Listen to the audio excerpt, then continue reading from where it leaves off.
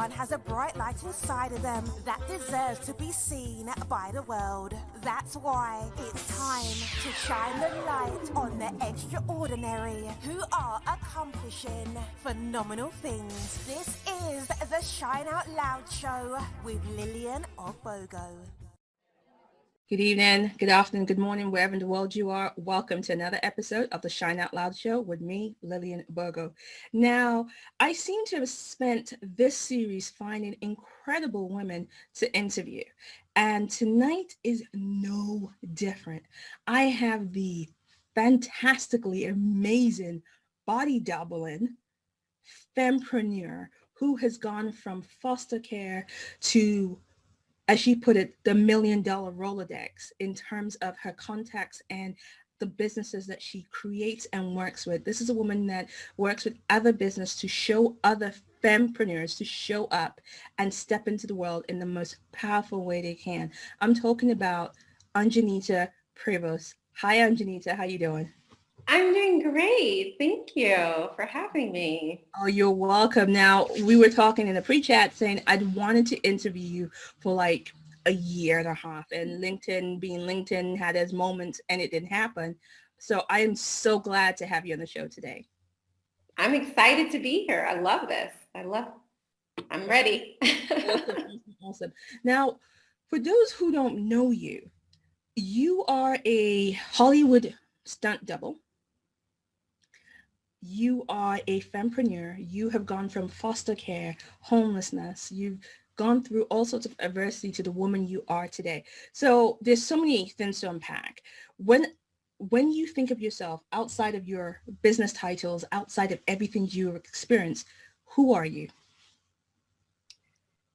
I'm a girl like everyone else with dreams, goals, desires, and a will to live. And I think that I've always had that, growing up in the projects, going through foster care. I always had a dream. I believed, I felt something inside. So I think the best way to sum it up is I'm a believer. Okay. So I love the fact that you say that you're a believer, and anybody looking at your story will know that, yeah, you believed in, you had to survive. So how did you end up going through foster care? What happened? What was the story? And how did that shape you in terms of the woman you are today? Yeah, so there's two parts to that story. The first part is I was actually taken away from my biological mother when I was 2. Okay. And my biological father put me on the doorstep of his quote unquote side chick, and she became my foster parent. Right. And he essentially took care of me. When I was about 12, she had a stroke one night. Oh, no. And was taken to the hospital. And that's when everything changed in my life, because she didn't come back, and my biological father came back into my life, and there was a big fight amongst my foster parent and her family and my father's family. Right. And to make a long story short, in an odd way, I ended up meeting my biological mother. Okay. When I was 12. So I met her when I was 12, and at first it was a dream come true.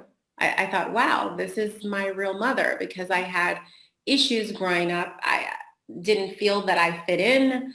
There was just something intrinsically that just, I knew that I didn't quite belong there, but that was my story. And I lived with my biological mother. It was very tumultuous. It was not good, for a 12-year-old. And by the time I was 14, I ended up in a children's shelter because she was reported for child abuse. And I ended up in a children's shelter. And that's essentially where I, when I entered the system. Right. And I stayed in the system until I was aged out at 18 and a half years old. I cannot begin to imagine. So your father dropped you on the doorstep of his side chick, his side chick raises you. Yes. So it sounds like an incredible woman. Yes. And thank you for highlighting that, because she gets lost in this story a lot, because people always ask about, my mother, and they ask about, my father, but they forget that, she is the real hero in the story, because she took on someone else's child. She took on a man that was not faithful to her, a man that was not committed to her. And she took on all of his baggage, all of his stuff. And she loved me unconditionally. She did not make me feel like I wasn't her child. The reason I felt that I wasn't her child was because of the other children. And Right. They made me feel like I wasn't part of the family. I didn't quite belong at times. And I started to pick up on that. But she never, ever, ever made me feel that I wasn't her child. I wasn't important. I wasn't, I couldn't be successful. I mean, she really believed in me. And if she didn't believe in me, I don't know what would have happened to me if that woman, and her name is Emma, if she didn't believe in me. And unfortunately, she died when I was 12. So that night, she died about 2 months later. So it's a shame that she's not here physically. I know. The woman that you've become, and I'm glad that we get to talk about her, because when you talk about people getting lost in stories, I think someone like that should not be forgotten. So to your foster mother, your mother, the woman who raised you, let's celebrate her in this moment. So you went from care, as well, in the UK we'll say care, but in the States it's foster care. Yes. You went from foster care, and somehow you went from that to body doubles. I want to know what happened in between and how you ended up as a body double, and would have seen something that you were a body double in. And I have questions. Yes. So going back to belief. So I was about 10 years old, and I was in the Iberville projects in New Orleans. And I remember I'd look outside, and I was a dreamer. Like I just would, I would sit and I would dream, fantasize. And I always wanted to go to Hollywood. And Right. I thought Hollywood would solve all of my problems. If I was in Hollywood, I would make it and I'd have a perfect life. And so when I was 12, after the incident with Emma, I ended up in the San Francisco Bay Area with my biological mother. Mm-hmm. And so I ended up in California. So I ended up in the system in California. So I was a ward of the state for about 4 years, maybe 3 to 4 years. I was a ward of the state. And immediately when they aged me out of the foster care system, and I just want to set this up for everyone, because foster children get such a bad rap, because when you are in the system, you are tagged an unwanted child. You are a problem child. You are a parentless child. Yes. So people tend to put you in a box. They don't really want you around. You go to school, you have that stigma. It's a very difficult, thing to carry for a child. Yeah. And then they give you your walking papers at 18, and you have to go. And you literally are put on the street. And I'm not exaggerating. How? They put you on the street. They, look, you have to go. You're 18. We cannot support you. You have to go. So luckily, I had been working since I was 15. So I had been working. So I already had a work ethic. I already had a sense of making money and, the responsibility. But I didn't have the sort of, skill set yet in terms of, now you have to take care of yourself and you have to get an apartment and you have to pay bills. I didn't have that. So I was immediately, pushed into that role because I was aged out. So with being aged out, again, I just started working and and that's all I knew how to do.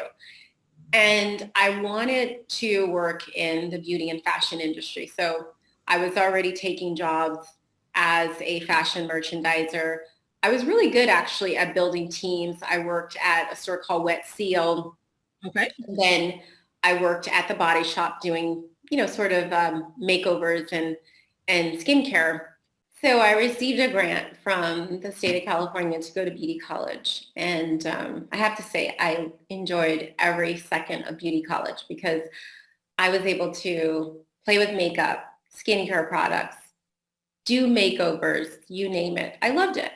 Cool. And after beauty college, my foster mother, my third foster mother, her granddaughter was actually a makeup artist in Hollywood. And she said, oh, if you want to go to Hollywood, you can come here and sleep on my couch and figure things out. So I loaded up a U-Haul. I had less than $1,000 to my name. And I just, drove to Hollywood and slept on her sofa. And I started getting some very small parts at the time, like extra roles, bit parts, higher base roles where you see a pretty girl next to an actor or dancing scenes. So I started getting these parts like immediately upon arrival. So I thought, okay, there's something going on here. This is good, And then I got an agent. Okay. And then I started to go out for, big parts. And along the way, I started dancing in music videos and developing my talent, but also building my resume. And one day I got a call from a casting director, and he said, do you want to audition for a Janet Jackson music video? It's freestyle. And, we just want you to, you'll go in and you'll dance in a group, and that'll be that. That's it, no big deal. And I loved it because I was more of a freestyle artist. I was a dancer. Jazz was actually my specialty. But every time I went to auditions, I was always like one count of 8 behind. And I remember when I auditioned for the Laker girls, and I was so excited. I was like, yes, I'm going to be a Laker girl. Yes. And then, of course, I was one count of 8 behind. And, auditions, you have to pick up the choreography like in 5 minutes. And if you don't, it doesn't look good, So it was freestyle. So I do my thing. I leave. I go back to my apartment in North Hollywood. And all of a sudden, I get a call. And it was Scott Lazarus. He was a very famous casting director. And he was responsible for all of the major music videos, like the rap videos and the pop videos. And so he said, I think I want to make you the double. And I was like, what? And he's like, yeah, I want to make you the double. And I was like, okay. And the next thing you know, I was on set with Janet Jackson, and Sam Fine was the makeup artist. And was on set for Nutty Professor. And that was the first stand-in photo double gig that I received. And after that, it just sort of opened up the world, the doubling world, because there's so many aspects of it. So a lot of people don't understand. They think that it means that someone doesn't want to show their body or sometimes it's for insurance purposes. Sometimes, like I'm sure you heard of Maya Campbell. She was in the show with LL Cool J and Alfonso Ribeira. She was an actress, and she was pregnant, and I body doubled for her. I stood in for Tamala Jones. I stood in for Christina Milian. Like there was, all these different types of parts, because once I was in that world, people would say, oh, well, you're, we were talking about height. So a lot of the actresses are in the 5'2" to 5'4" range. Ungenita, I love the fact that you just dropped, oh yeah, so I body doubled for Janet Jackson and went into, and didn't skip a beat and talking about, I'm like, did she just say she body doubled for Janet Jackson? And I'm supposed to keep my cool. I go, oh, okay, yeah, that's absolutely fine. How did you deal with that's Janet Jackson, you having to do this and have that, did you have that moment where you're like, this is surreal? Well, I have to say, when I moved to Hollywood, I didn't want to be a groupie. I told myself, you're not going to be a groupie. And don't ever, look like you're stalking a famous person, because I would go on sets and I would see people stalking celebrities, and I never wanted to be that person. So I sort of, approached the celebrities like regular people. So when I met Janet Jackson on the set, she walked up to me and she said, "Hi, my name is Jen." I was just like, I thought, okay, I kind of knew that already. You know what I mean? And so for that video, I was standing in for her.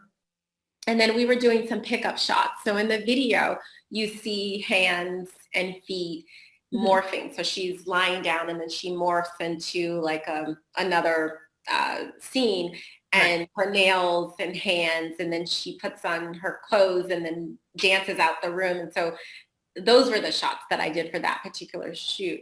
But again, it was a job. It was sort of a dream come true. But I wanted to be professional. I didn't want to act like I was like a fan, you know what I mean? Because I didn't want people to think, oh my God, she's going to stalk her. And it opened up a lot of doors for me, because all of a sudden, it was in the casting world. If I was good enough for Janet to stand in and do all this work, then they would say, oh, well, why don't you go work with Christina Milian or Tamala Jones or Regina King or, all these other actresses. So I was working all the time. And the stand-in work was quite lucrative. I mean, it derailed my acting career, but it was quite lucrative to stand in, So you went through the acting route. You started in makeup artistry. You then became a body double. Where did the Taekwondo come in?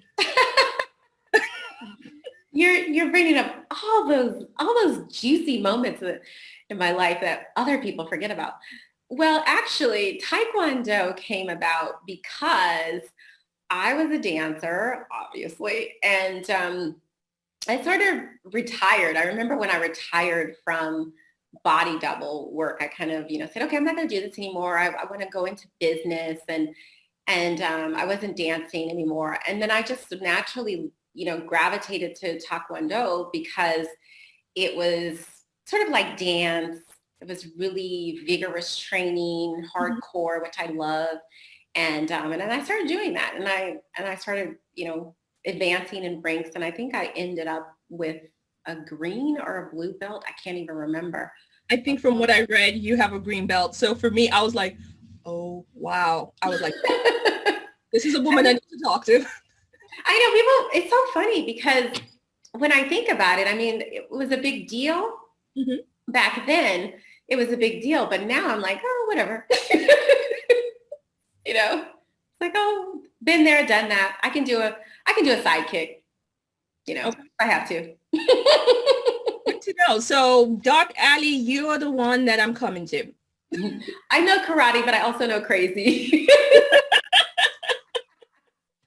So you retired from dancing,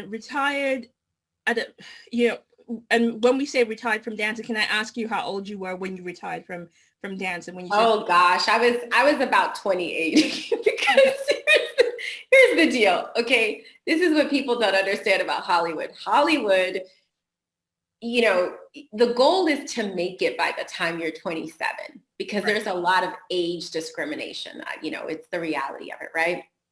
So the last thing you want to do is, be 30 years old trying to figure out or trying to get a role, because they do label you in Hollywood. Maybe things have changed, but essentially they label you. So for me, I felt like it wasn't working out the way that I thought it, should. And I felt like it was time for me to make some changes. At the time, I met my then husband, and he motivated me and inspired me to get into business, because he said, I think you're smart, and, what about doing something else? And that's when I entered the business world. And I loved it, because I had been making a living, quote unquote, I don't want to say that word because it won't sound right, but you know what I'm saying, right? I made a living as a, quote unquote, actress, dancer, body double, spokesmodel, whatever. I had made a living that way. And then all of a sudden I was able to make a living without, that. And it was empowering actually for me. Okay. So we know what took you from the camera to business, and you've gone on and you've become a life coach. You've actually gone into so many different areas. But what I find fascinating is that even though you removed yourself from Hollywood, you actually have a production company. Is it Little Girl Productions? Oh my gosh. Well, I don't have it anymore, but I did do that. And that was, gosh, you're good. You're really good. I have to say, you're good. Thank you. Well, the thing about the production company, and it's so funny, again, something most people don't talk about, but that was a big moment in my life. Because when I started that production company, ironically, I started it and then I ended it and I started the business that I have today. But that was the pivot into the business world, and it showcased these other talents. So yes, I could dance. Yes, I was, an actress, an artist, a performer. But all of a sudden, I was doing sales and marketing for film companies, and I was on the phone talking to investors about investing in movies, and I was dealing with scripts and coordinating meetings, and I really loved that, and I felt like a businesswoman. I was like, oh, people are going to take me seriously now. All righty, let's go. So that was sort of the transition period into my current, company. So yeah, so okay, good that you remember that. It's good. I love it. You're good. Well, thank you. We do try. So let's talk about the company you have today. And you talked about the skills that you've picked up from the production company, from even your time as a dancer. You were able to negotiate and start. But you just said something that is actually fascinating. You go, people will start to take me seriously. What was that moment that you said that clicked for you, that said, I am a businesswoman, I am successful? What was that pivotal moment for you?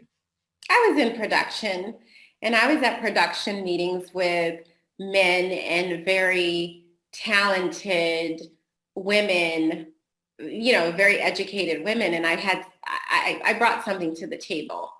And that was like an aha moment, because I was no longer this little girl in a bikini, because every day that I went on a movie set, I was pretty much in a bikini. Right. Some type of scantily clad outfit, dancing, whatever. That was just my life. Right. So all of a sudden, I'd walk into a meeting, and people knew who I was. They knew my background. So they were always very skeptical. Right. And there were times where I had the stigma of, oh, she's just a gold digger, because, in Hollywood, pretty girls marry rich men, and, they carry you off into the sunset. So there was a little bit of that stigma, but I worked really hard because I wanted to have my own identity, and I felt that I had something to offer. And that's one of the messages that I instill in women today, because there's such a big conflict between being feminine and being a businesswoman. So I still have a little bit of that, glamour, and, yes, like today I'm got my shoulders out, woo! I still have a little bit of that in me, but I'm a businesswoman. I have a business, I run a business, and that's important to me. But I also feel that I'm comfortable being who I am, and one does not negate the other one.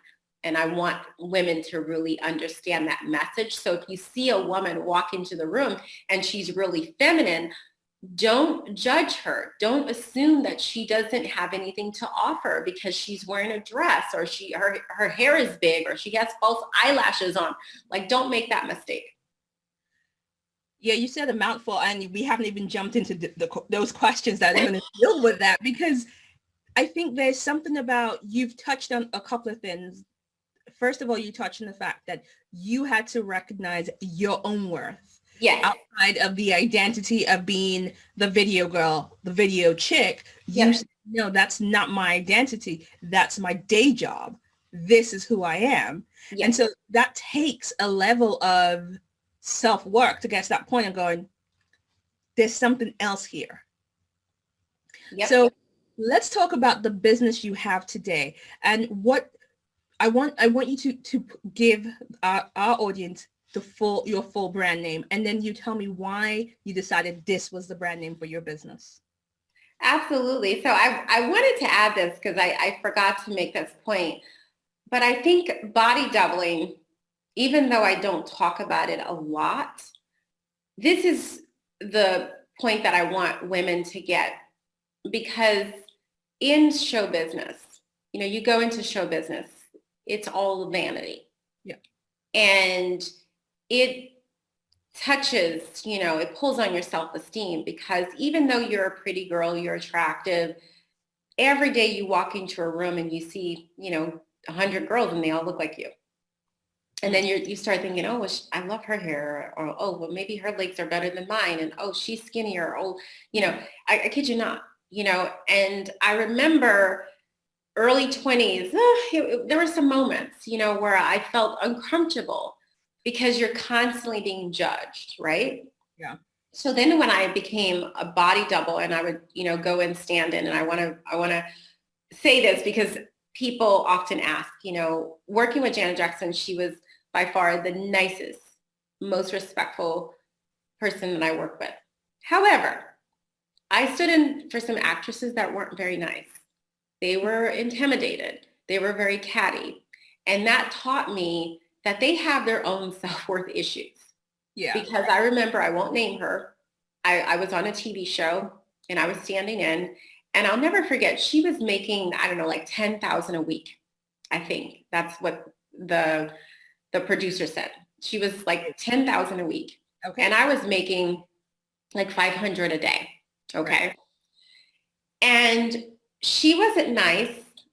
And I obviously triggered her, without realizing, Right.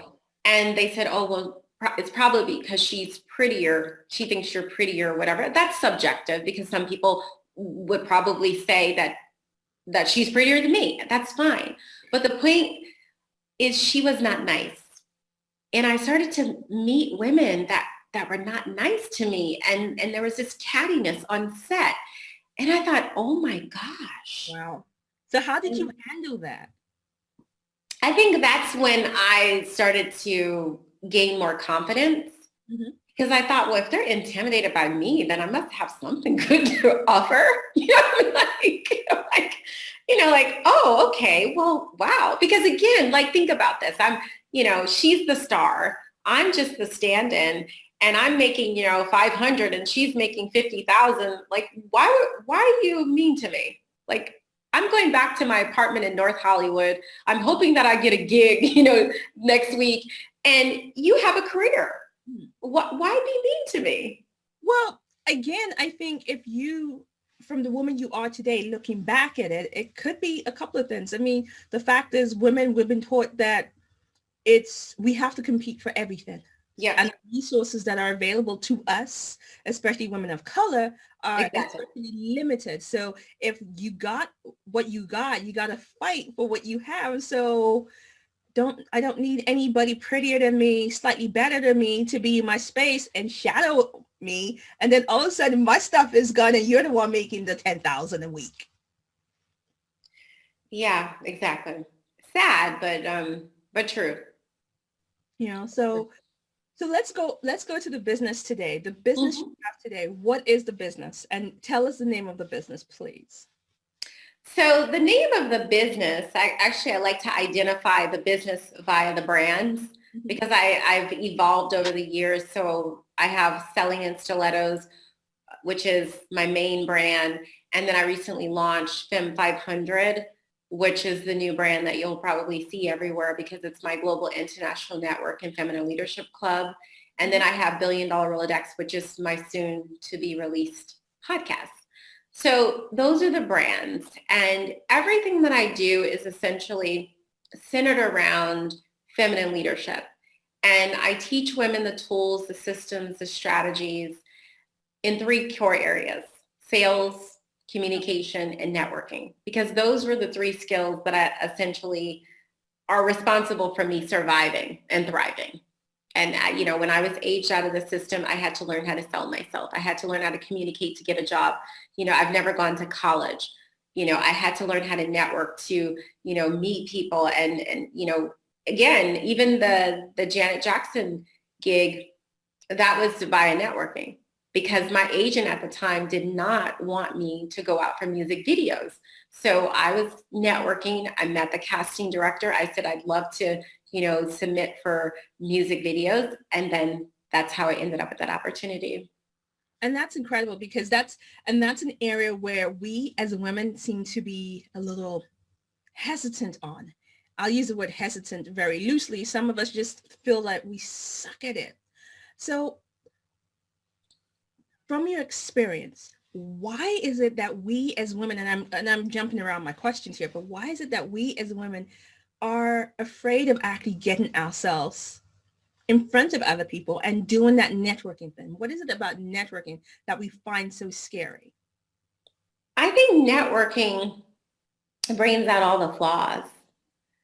I mean, I'm actually discussing this with corporates, and the number one reason is self-worth, self-belief. Women don't have that, gravitas. So they go into those situations feeling limited, and it causes them to pull back, and they don't present themselves. And there's a study on job interviews, and basically women have to be at 65 to 70%. Men have to be 30 to 35% before they will actually apply. So women have those deep-seated issues, the self-worth, the self-confidence, the self-esteem. And when you're networking, it just brings everything to light. And that's why 96% of women do not know how to monetize their networks, because they go into those situations, they socialize, they're having fun, but they're not conducting business. They're not strategic about it. They're not asking the right questions. They're not thinking about opportunities. They're not looking at people beyond the initial meeting and thinking, what if I get to know this person? And building that $1 billion Rolodex, that's sort of how it happened, because I've always cultivated those relationships so that, if I'm ever in a jam, I have that Rolodex, because every single time I was left with zero money in my bank account, guess what happened? I picked up the phone, I called people, people would, give me referrals. Oh, this person's hiring. Oh, go to this agency. It was always networking. You know what? I love this. I love this. I love this, because I keep saying it over here in the UK that instead of fighting the old boy network, we need to understand what it is they do and do it ourselves. Because exactly. Over here, you have situations where there are jobs that have never, ever been advertised. And these jobs are worth hundreds of thousands a year in salary. And we're talking about exactly. really major positions, but people get these jobs because, John in my club, let me introduce you to Dick. And you're like, how is this person who basically may not be competent is in here? 35%. So that is really, I think that is going to be a powerful thing to help undo. And so I'm glad that we're going to be talking about that. Now, as somebody who's gone from different brands in terms of reinventing yourself, how can someone in this age right now reinvent their brand, reinvent themselves to become something else, become someone else? Great question. And one of my favorites, because I've obviously reinvented myself. So, being in the projects, right? The little black girl in the projects. And then all of a sudden, I'm in the system, and then I'm, going to beauty college, and then I'm in Hollywood, and, so I've reinvented myself, a few times in my life. And I think the thing about reinvention is you have to own your evolution and be confident about moving on and letting go of the past. because sometimes what happens is when you move on, you have to detach yourself from your previous, let's say, habits, Right. or maybe environment or network, people that aren't serving you. And so you have to commit to your evolution and step into that. And what I find is as you evolve, right, sometimes, you have to let go. And if you constantly are letting go, you're going to naturally reinvent yourself. You're going to naturally allow your talents and working on yourself, right, to grow simultaneously. Will elicit the transformation. But every single time I reinvented myself, it's just me owning, more of who I am, stepping into my power and letting go of things that, no longer serve me. I was talking about this on my FEMME 500 call tonight. And I said, I'm going to take a stance for women to network better. So when women come to me with, with selfish behavior, because I don't network like that, I'm all about two-way support, give and take. I network with the mindset of reciprocity, and if women don't come into my circles, I will release them. And I'm okay with that because we have to get better at the way we network. And when we look at gender, equality, we are our own worst enemies because we are not working together collectively in a manner to push us forward, independent of men. And that's why I'm taking a stance, because we have to get better. We have to do better in order for us to grow together. I like it, and I endorse that message. I do. That's a very powerful message. And so everything that I'm looking at you in terms of the reinvention, in terms of growing your brands, in terms of actually building the various brands, what are the top two things that you will say that any female entrepreneur, whether she's starting out or she's had a business for years, need to do to actually lock in the mindset that she needs to succeed? I would say first thing you do is if you have an idea, give that idea life. Okay. So don't negate it. Don't, allow the negative self-talk to prevent you from taking action.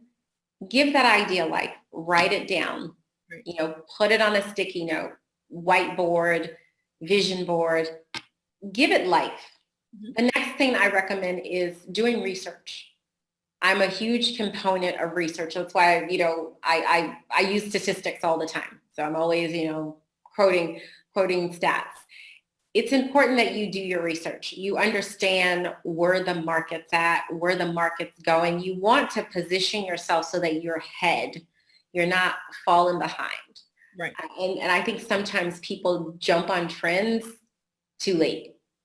So you want to get in the habit of looking at what's going on and looking at those stats. And critical thinking is so important. Removing the emotion from it. Yes, it's a great idea, but is it a viable idea? Is it solving a real world problem? And then tying a communication plan to that, a strong message. Right. Communication is so important. And it's one of the reasons when women network, I often say this to women when they come to my events. They say, well, what should I bring? How should I dress? Bring your $1 million one-liner. How are you going to introduce yourself so that you're unforgettable and people remember you and people refer people to you? So communication is so important.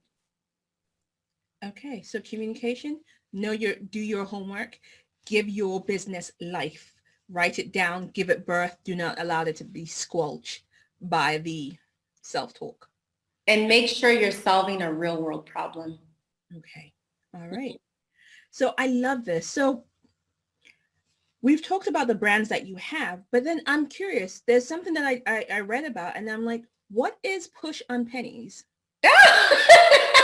Push on pennies, not push. Oh my gosh. That was actually a publishing gig that I had many years ago to help launch this publishing company. And I loved it. I really loved it. And I was handling the content strategy, driving, the brand. And I'm no longer attached to the brand. I think the brand is now managed by another company. But that was one of I guess you'd call one of my content marketing projects. But it was very much, I love that project because the content, I mean, I haven't looked at the site in a while because they rebranded, but the content was centered around, probably timely right now, for women to, learn how to deal with money and also, indulge wisely. So posh on pennies.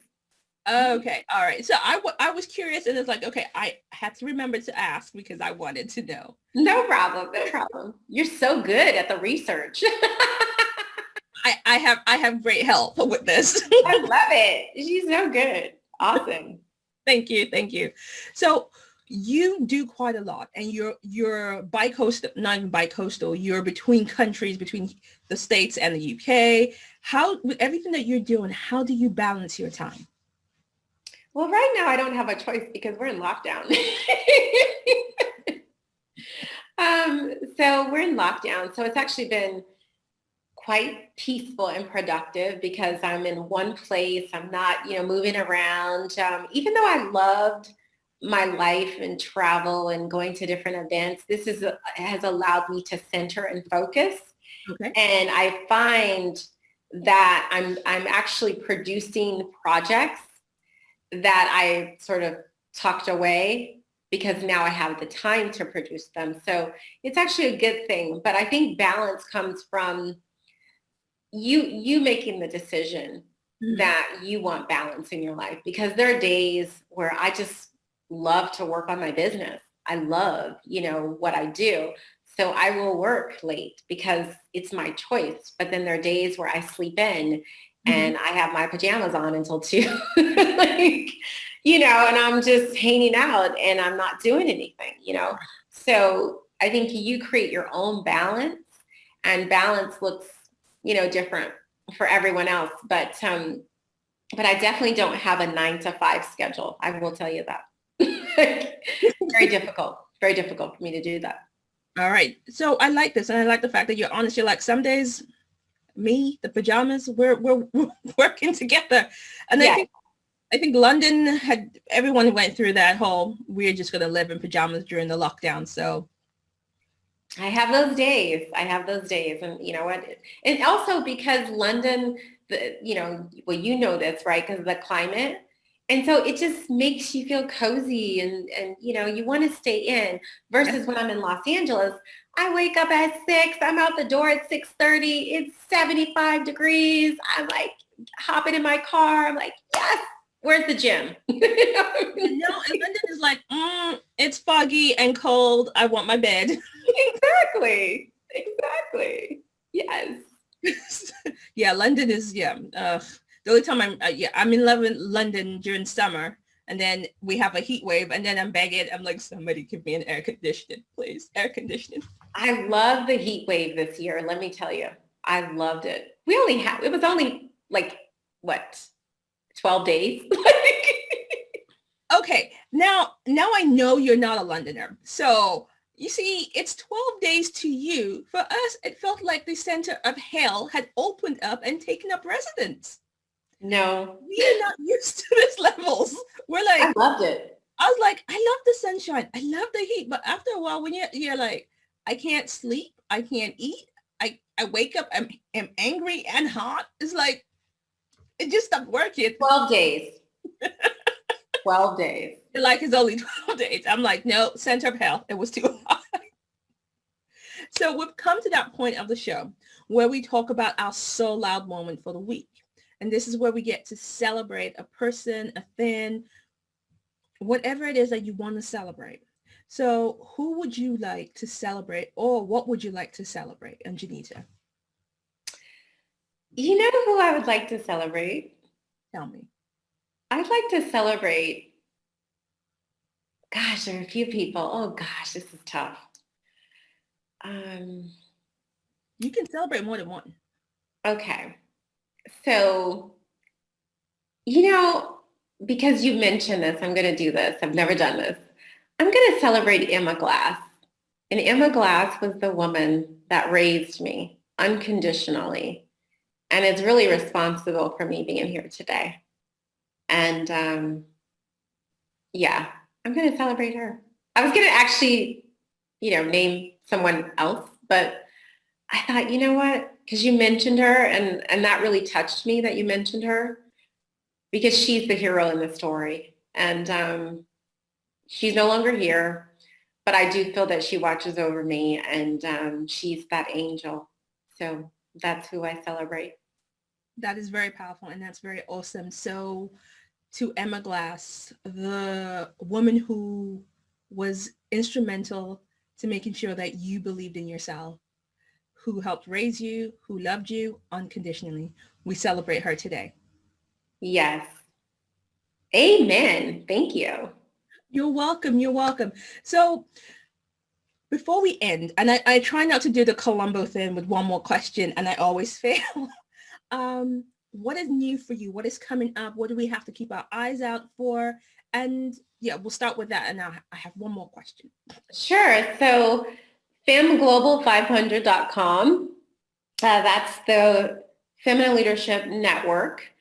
And that will be launching in any minute now. So by the time you listen to this, it will be live. So that's pretty much where everything's going to be at. That's the main brand, all of my networking events. If you want to join the network, everything's going to be there. And corporate training will be there as well. Right. Also, my podcast, $1 Billion ROLODEX, that will be out. And every 2 months, I host $1 Billion ROLODEX, the online extravaganza. So for women who want to learn how to raise their social capital, I take you through 5 days and I share with you all of my techniques and strategies that I learned along the way to build a $1 billion ROLODEX. So those are the 3 things that I will share now, but there are some more, but I can't announce those until 2021. All right. That's fine. You can come back on the show and spill the tea in 2021. Thank you. You're welcome. Okay, so how can women connect with the FEMME 5000 network? So FemmeGlobal500.com. That's the website. But if you want to connect with me directly, go over to the #1 social network in the world for businesswomen, LinkedIn. It's how we met. So connect with me on LinkedIn and, send me a DM. Let me know that you heard, the show and what you think, and ask me any other question, more questions, I'm happy to answer. Okay. So what we'll do is we'll put the link to your LinkedIn profile in the show, pages.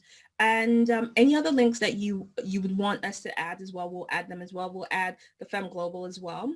And will the link for the podcast be ready as well, so that we can add that as well? Yes. Awesome. Thank you. You are so welcome. So I guess my last question is, you have a lot on your plate coming for 2021. Can we get you back for the show? I would love to come back on the show. Absolutely. Can we do something like really edgy? Can we talk about a really edgy topic? Oh, you can pick any topic. I'm happy to do the edgy topics. I like, talking about edgy topics. So something in the women's leadership realm, We will dedicate a whole episode, maybe more, on feminine leadership, and we will have you as our special guest. In fact, we might do something a bit different and also get you on our LinkedIn Live. So we'll start talking about feminine leadership, because that's something that is absolutely one of the things to say I'm passionate about feminine leadership is an understatement. I love that. And you know what? I love the Femprenuer term. Love it.